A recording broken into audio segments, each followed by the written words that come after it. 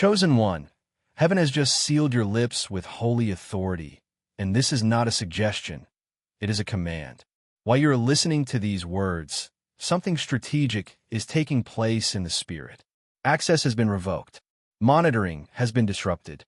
What once flowed freely from your mouth has now been placed under divine jurisdiction. Not because your voice lacks power, but because it carries too much. What used to be a weapon has become a liability. What once released blessing has begun to expose what God intended to protect. And in His mercy, God has intervened. This moment is not accidental. You didn't stumble onto this message by chance or algorithm. Heaven orchestrated this encounter because your destiny is at a sensitive stage. God is issuing a non-negotiable instruction. Be silent. Not in shame, not in fear, not in defeat, but in strategy, in protection, in spiritual warfare.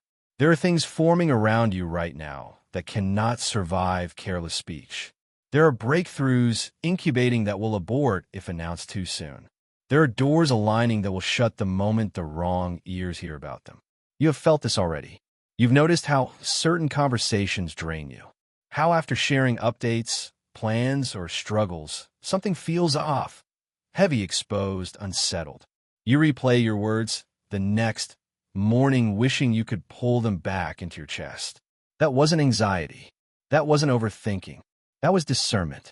Your spirit was warning you that information was leaking into places it should never have gone. God sees what you cannot see. He sees the predator studying your speech, mapping your timing, tracking your progress not through prayer, but through your words. He sees spirits circling your conversations, waiting for you to reveal what heaven intended to keep hidden. And today he draws a line. No more casual updates. No more careless confessions. No more bleeding revelation to people who do not carry covering, wisdom, or oil. This silence is not the suppression of your destiny. It is the preservation of it. Heaven is placing a divine gag order over your mouth because what you carry is rare, valuable, and under threat. And if your spirit is stirring right now, if something deep within you recognizes the weight of this warning, it's because this word is for you. This is your moment to agree with heaven, to submit to sacred silence, and to allow God to protect what He is about to reveal in His perfect timing. Chosen one, to understand why God is commanding silence in this season, you must first understand what your words actually do in the unseen realm. Your conversations are not neutral. Your updates are not harmless. Your explanations are not just emotional releases. Every word you speak carries information, and information reveals timing, direction, and intent. This is why the pressure around your speech has intensified. The closer you get to fulfillment, the more dangerous careless words become. There are forces that do not need to guess what God is doing in your life if you explain it for them. The enemy studies conversations the same way a predator studies movement, not to admire it, but to calculate it. He listens for patterns, listens for delays, listens for fear, listens for anticipation. He listens for when your faith wavers and when your confidence rises. And most importantly, he listens for timing, because timing is everything in warfare. When you speak about what God is preparing before it is fully formed, you give away coordinates. You reveal seasons. You expose cycles. You announce windows that were meant to remain hidden. This is why oversharing has been costing you more than you realized. You thought you were just being honest. You thought you were processing. You thought you were being open or vulnerable or transparent. But spiritually, every unnecessary disclosure became a leak.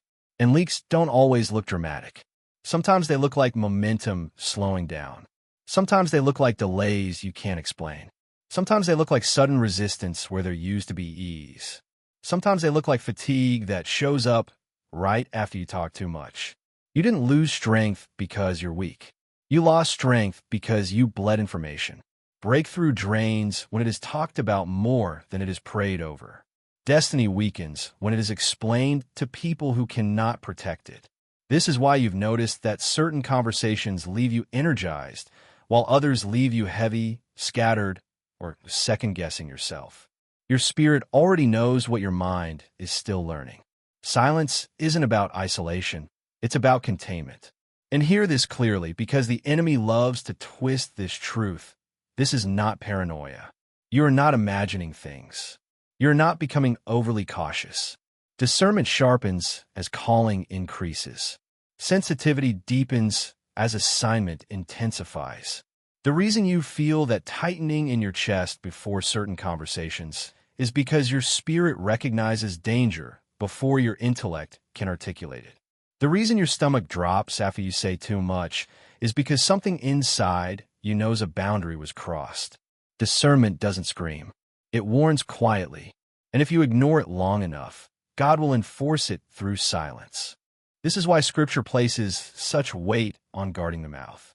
Proverbs 21 verse 23 does not say that guarding your mouth makes life easier or conversation smoother.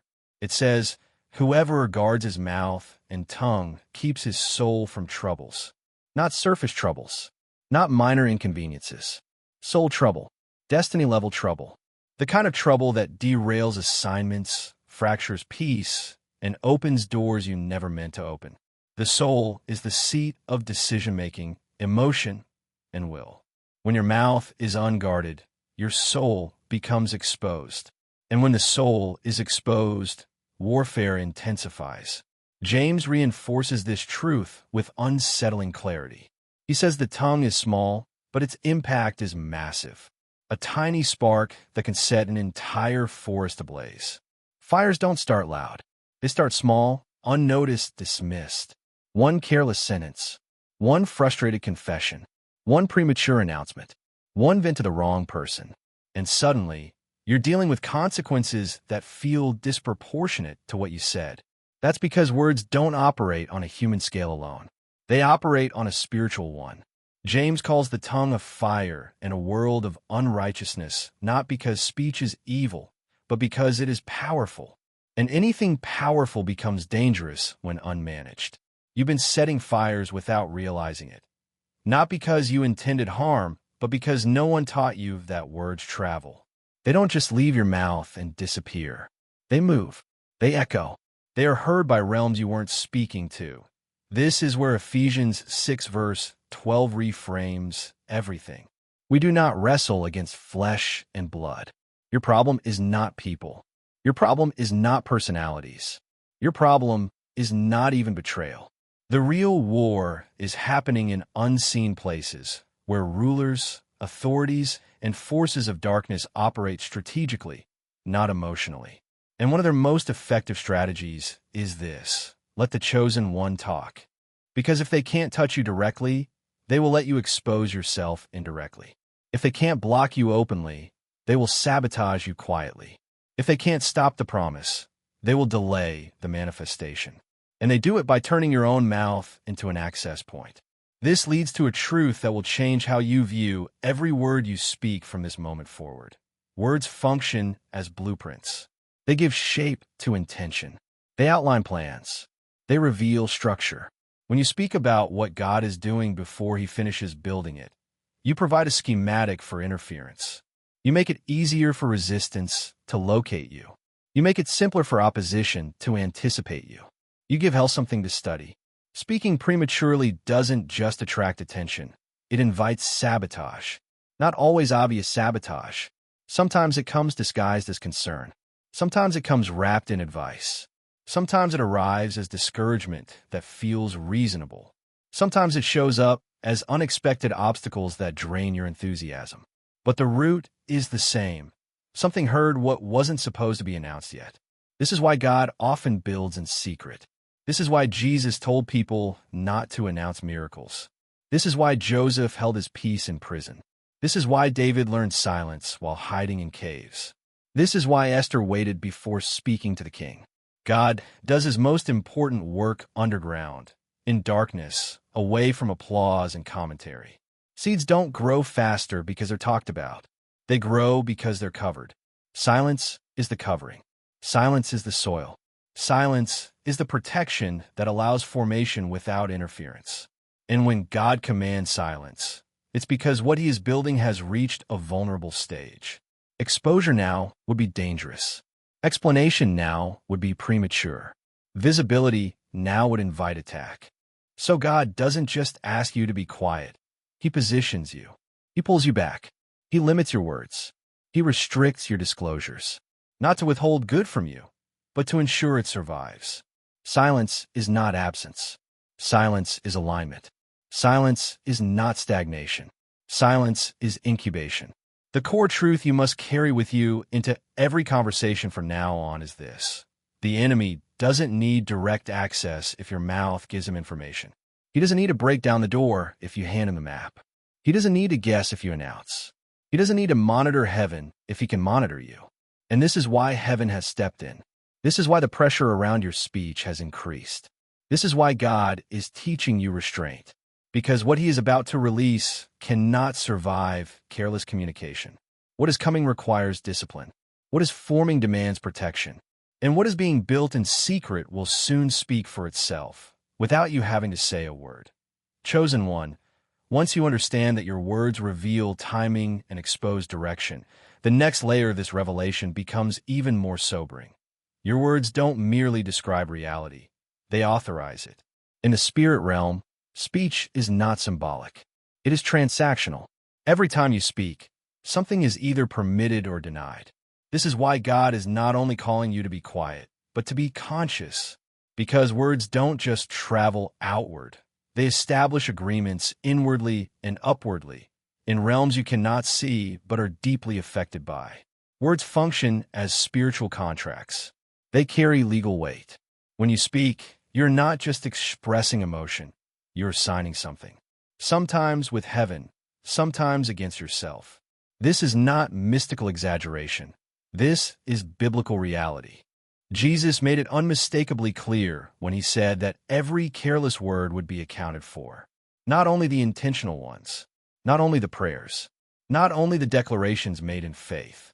Every careless word, every offhand comment, every frustrated vent, every moment where your mouth outran your discernment. Matthew 12 verses 36 to 37 is unsettling because it exposes how seriously heaven takes speech. By your words you will be justified, and by your words you will be condemned. That doesn't mean condemnation in the eternal sense for believers, but it does mean consequence. Alignment or misalignment, authority or forfeiture, doors opened or doors closed. Your words testify either for you or against you. And the enemy knows this. That is why he doesn't always need to lie to you. Sometimes he just needs to get you talking. Destiny is negotiated in unseen realms. While you are living life in the natural, decisions are being weighed spiritually. Assignments are being contested. Favor is being discussed. Resistance is being measured. And in these realms, words are evidence. Every time you verbalize fear, it is recorded. Every time you confess doubt, it is quoted. Every time you announce plans prematurely, it is intercepted. Not because God is fragile, but because spiritual law is precise. Heaven honors words. Hell exploits them. This is where many chosen ones get stuck without understanding why. You pray, you fast, you obey, you show up, and yet doors keep closing. Breakthrough keeps slipping just out of reach. Momentum starts, then stalls. You do everything right, but something keeps undermining progress. And the missing piece is often this: authority leaked through speech. You didn't lose because the enemy was stronger. You lost because you unknowingly empowered resistance with your mouth. Confessing fear does not make you honest in the spirit realm. It makes you vulnerable. Speaking doubt doesn't make you realistic. It makes you accessible. Announcing plans doesn't make you confident. It makes you exposed. The enemy doesn't create opposition from nothing. He uses what you give him. When you speak what contradicts what God said, you create internal conflict. When you speak what God said too soon, you create external interference. This is why certain doors shut right after you talk about them. This is why opportunities disappear after you share excitement prematurely. This is why peace leaves after you vent to the wrong person. Something heard what it shouldn't have. Something gained access it wasn't supposed to have. And it didn't come through prayerlessness or disobedience. It came through speech. But hear this. This revelation is not meant to condemn you. It is meant to empower you. Because what can be opened by words can also be closed by words. What was authorized unknowingly can be revoked intentionally. And this is why God is calling you not only to silence, but to sealing. There comes a moment where you must stand spiritually and say, I revoke every agreement I made through careless speech. I cancel every word that empowered delay. I close every door my mouth opened without permission. This is not superstition. This is spiritual housekeeping. You are reclaiming authority that leaked through ignorance.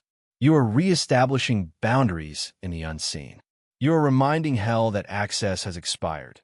Silence plays a crucial role here because silence doesn't just stop new leaks, it allows restoration. When you stop speaking, you stop signing contracts you didn't read. When you stop explaining, you stop authorizing interference. When you stop venting, you stop reinforcing strongholds. Silence gives heaven room to renegotiate on your behalf without contradiction. And this is where the message gets uncomfortable for many, because silence doesn't just expose spiritual mechanics. It exposes relationships. When you stop talking, you begin to notice who reacts. And those reactions are revealing. Because not everyone who listens to you is rooting for you. Not everyone who asks questions is invested in your well-being. Some people listen to measure, not to celebrate. Some people gather information, not to pray, but to position themselves emotionally, competitively, or strategically. There are hidden observers in your life. People you trust. People you confide in. People who have access to your updates. And yet something in your spirit tightens when you speak to them. You noticed it. The energy shift. The smile that doesn't reach the eyes. The subtle change in tone when you talk about progress. The way conversations redirect when you mention breakthrough. That's not coincidence. That's discernment trying to get your attention. 1 Peter 5 verse 8 warns that the enemy prowls like a roaring lion. But here is what many miss. Sometimes the lion doesn't roar.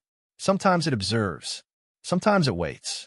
Sometimes it sits quietly at your table, nodding while you talk, texting you encouragement, asking how things are going. The danger isn't always loud hostility. It's quiet monitoring. This doesn't mean everyone is evil. It means not everyone is safe. Jealousy doesn't always announce itself. Competition doesn't always confront you. Some spirits prefer proximity over opposition. They don't want to stop you outright. They want to stay close enough to know when you might surpass them. And information is their currency. When you go silent, this dynamic changes. Suddenly, questions increase. Curiosity intensifies. Concern becomes probing. You're told you've changed. You're accused of being distant. You're made to feel guilty for not sharing. And that reaction tells you everything you need to know. Because people who celebrated your growth would respect your boundaries. People who supported your destiny would honor your silence. Only those who benefited from your openness feel threatened when access is removed. Silence exposes intent. It doesn't accuse, it reveals. And God uses this exposure to protect you. He doesn't want you confronting everyone.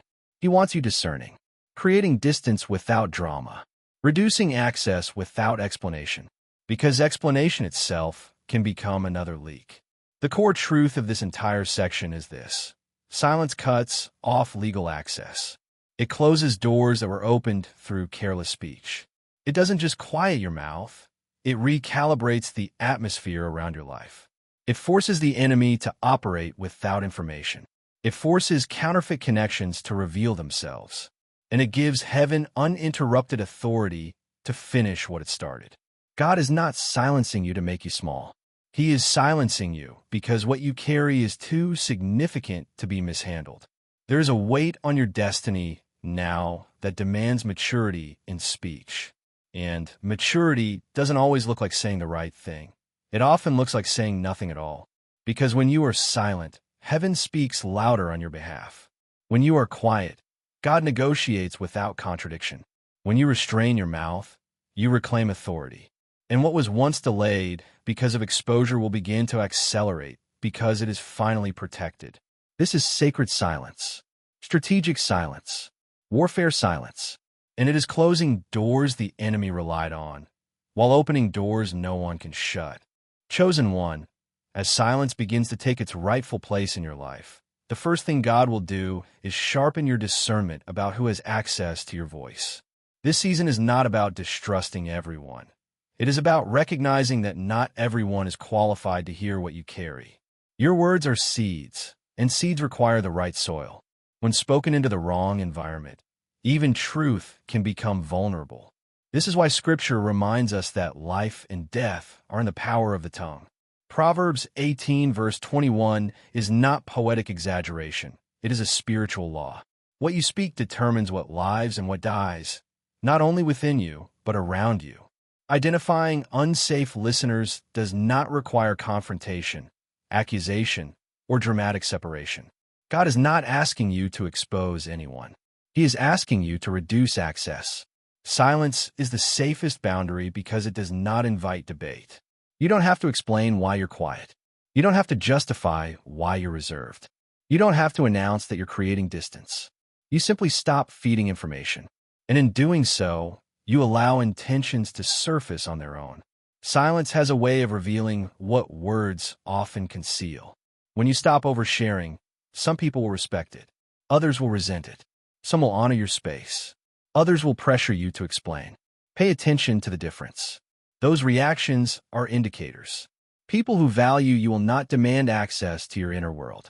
People who benefited from your openness will feel threatened when it's removed. And that response tells you who is listening to nurture and who is listening to monitor. God is not calling you to isolate yourself from community. He is calling you to steward intimacy. Access is a privilege, not a right. The closer someone is to your destiny, the more discerning you must be about what they hear. Not everyone needs to know your plans. Not everyone needs to hear your struggles. Not everyone deserves your vulnerability. Silence allows you to stay protected while God rearranges your relational environment. This principle is not new. Scripture is filled with examples of people who learned the power of silence before stepping into fulfillment. Jesus himself modeled this with unmatched authority. Isaiah 53 verse 7 tells us that when he was accused, oppressed, and afflicted, he opened not his mouth. Not because he lacked an answer, not because he was weak, but because he understood timing.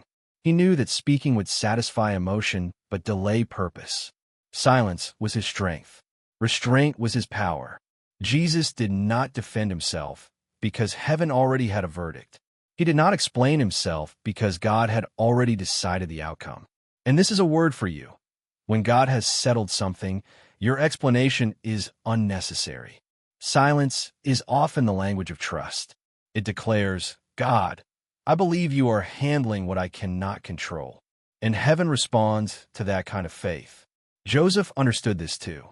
He carried a dream, but he learned quickly that not everyone could handle it. After early mistakes, silence became his survival. In prison, he didn't announce his destiny. He didn't demand recognition. He served quietly. And at the appointed time, promotion found him without him ever asking for it. David learned silence while running from Saul. He refused to defend himself publicly, refused to take vengeance privately, and refused to force his way into kingship. He let God's timing speak louder than his frustration. Esther is another powerful example. She didn't rush into the king's presence with a request. She fasted. She waited. She listened. She spoke only when the moment was right. And because of her restraint, an entire nation was saved. Ecclesiastes 3 verse 7 tells us there's a time to speak and a time to be silent.